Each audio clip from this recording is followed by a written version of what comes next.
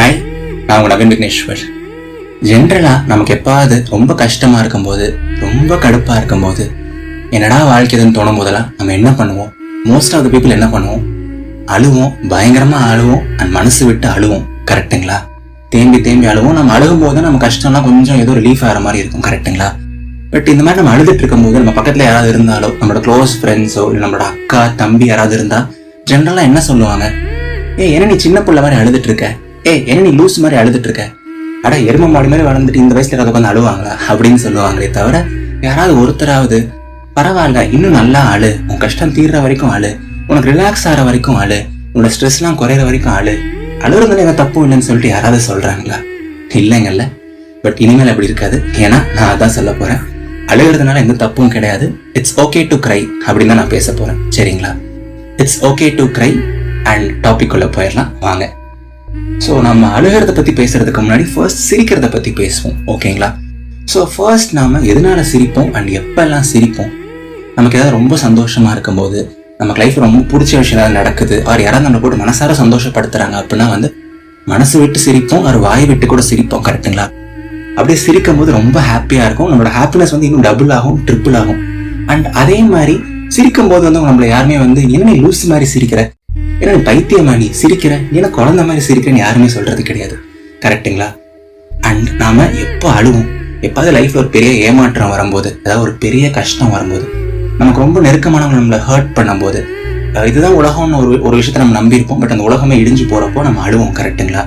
But அழுகும் போது மட்டும் எல்லாரும் என்ன சொல்றாங்க? நீ என்ன குழந்தையா? என்ன இவ்வளோ பெரிய பையன் ஆயிட்டு அழுற? ஆம்பளை பசங்க அழுவாங்களா? அட என்னடா நீ லூஸ் மாதிரி அழுதுட்டு கண்ணத்தோட அப்படின்னு தான் சொல்லுவாங்களே தவிர யாருமே அழுங்கன்னு சொல்ல மாட்டாங்க. பட் நான் ரீசெண்டாக தான் ஒரு விஷயத்த உணர்ந்தேன். ஏதாவது ஒரு விஷயத்த நினைச்சு ரொம்ப கஷ்டமா இருக்கும்போது, ரொம்ப கஷ்டப்பட்டுட்டு இருக்கும்போது ஒரு மணி நேரம் 2 மணி நேரம் மைண்ட்ல ஏகப்பட்ட விஷயங்கள் ஓடுது, என்னென்னமோ தாட்ஸ் எல்லாம் போகுது. அப்பெல்லாம் கூட அந்த கஷ்டம் குறைஞ்ச மாதிரி தெரியல, அந்த ஸ்ட்ரெஸ் தீர்ந்த மாதிரி தெரியல. பட் எப்போ மனசு விட்டு ஒரு 5 நிமிஷம் 10 நிமிஷம் நான் அலறணும், எப்போ மனசு விட்டு ஒரு 5 நிமிஷம் 10 நிமிஷம் நான் மனசார அலறணும், அப்போ அந்த ஸ்ட்ரெஸ்லாம் அப்படியே கம்மியான மாதிரி இருக்கு. அப்படியே அந்த பிரச்சனைலாம் எங்கேயோ காத்தோட காத்தா கரைஞ்ச மாதிரி இருக்குங்க. அப்புறம் தான் புரியுது, அழுவும் போது அவ்வளோ ரிலீஃபா இருக்கு, நம்மளோட ஸ்ட்ரெஸ் எல்லாம் அவ்வளோ கம்மியாகுதுன்னு சொல்லிட்டு. ஸோ அப்புறம் தான் நான் புரிஞ்சுக்கிட்டேன், அட லூசு பசங்களா, இதையாடா இத்தனை வருஷமா பண்ணாதேன்னு சொல்லிட்டு இருந்தீங்க. அழுதா அவ்வளோ ரிலீஃபா இருக்கேடா, அழுதா அவ்வளோ காமா இருக்கேடா, நிம்மதியா தூங்க முடியுதேடா, அப்படியே அழாதனே சொல்லிட்டு இருக்காங்கன்னு சொல்லிட்டு எனக்கு சத்தியமா புரியல. ஸோ நான் அதுதாங்க நான் சொல்ல வரேன், இட்ஸ் ஓகே டு கிரை. அதாவது அழுகிறத நான் குளோரிஃபை பண்ண விரும்பல. பட் அழுறது தப்பும் கிடையாது. எப்படி சிரிக்கிறது நார்மலான ஒரு ஹியூமன் எமோஷனோ, எப்படி ஒரு அன்பு எக்ஸ்பிரஸ் பண்றது ஒரு நார்மலான ஒரு ஹியூமன் எமோஷனோ, அதே மாதிரி சேட்னஸும் ஒரு ஹியூமன் எமோஷன் தான். அதே மாதிரி அழுகிறதும் ஒரு ஹியூமன் எமோஷன் தான்.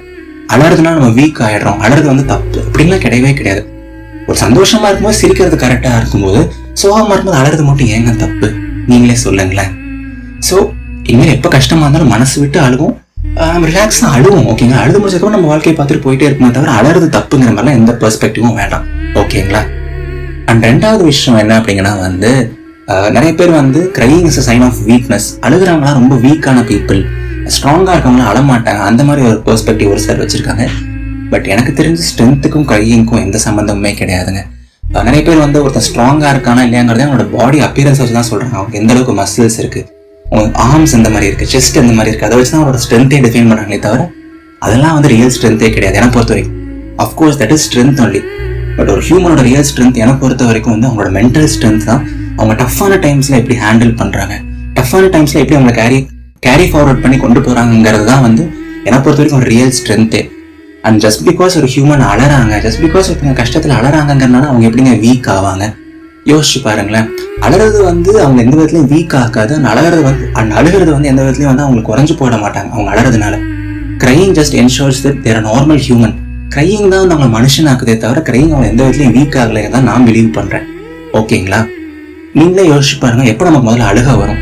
எந்த ஒரு விஷயத்த நம்ம ரொம்ப முழு மனசா நேசிச்சு பண்றோமோ அதுலதான் ஒரு ஃபெயிலியர் வந்ததுனாலோ, யாராவது நம்ம முழு மனசா நேசிக்கிறோம் அவங்க லைட்டா நம்மளை ஹர்ட் பண்ணாலும், எந்த விஷயத்த நம்ம உயிருக்கு நினைக்கிறோமோ அதுலதான் ஒரு சின்ன கஷ்டம் நம்ம அழுகிறோம். ஸோ எந்த விஷயத்த நம்ம வேல்யூ பண்றோமோ அப்பதான் நமக்கு அழுகையே வருது. அவ்வளோ ஈஸியா அழுக வராதுங்க. ஸோ ஒரு விஷயத்துக்கு நம்ம அழறோம் அப்படின்னாலே நம்ம எவ்வளோ ஸ்ட்ராங்கானவங்களா இருக்க முடியும், அண்ட் அந்த விஷயம் நமக்கு எவ்வளோ ஸ்பெஷலா இருக்க முடியும். நீங்க யோசிச்சு பாருங்களேன். மயக்கம் என்ன படத்துல என்னோட ஃபேவரட்டான யாமினி ஒரு டைலாக் சொல்லுவாங்க, உன்னெல்லாம் பார்த்தா பொறாமையா இருக்கு, ஒரு விஷயத்த இவ்வளவு நேசிச்சு பண்றவங்கனால மட்டும் இப்படி அழுக முடியும், என்னால அப்படி அழுக முடியாது அப்படின்னு சொல்லுவாங்க. ஸோ ஸோ அழுறதெல்லாம் வந்து ஒரு வகையில் பார்த்தோன்னா வந்து நம்மளை இட் மேக்ஸ் ஸ்பெஷல் தான். ஸோ அந்த விஷயம் நமக்கு எவ்வளோ ஸ்பெஷல், நம்ம அவங்களை எவ்வளோ வேல்யூ பண்ணுறோங்கிறது கண்ணீர்லேயே தெரிஞ்சிருது. புரியுதுங்களா? ஸோ இனிமேல் வந்து யார்ட்டையும் போய் நீங்கள் அழாதுன்னா சொல்லாதீங்க. யாராவது கஷ்டமாக இருந்து அழுதுட்டு இருக்காங்கன்னா ஒரு 5-10 நிமிஷம் அழ விட்டுருங்க.